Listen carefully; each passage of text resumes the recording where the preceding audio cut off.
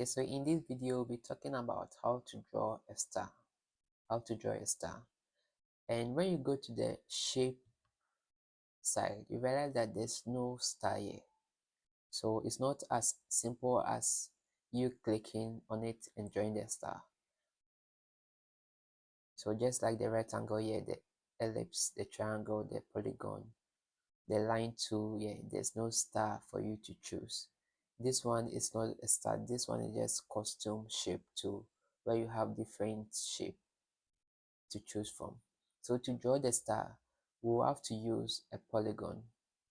So we draw a polygon, we select the polygon and draw a polygon like this. Make sure the polygon is 5. So that means 1, 2, 3, 4, and 5. It's 5. Okay. Now you come to the properties part of the shape for the shape, and you go down, you scroll down. You realize that you can see a star in this polygon.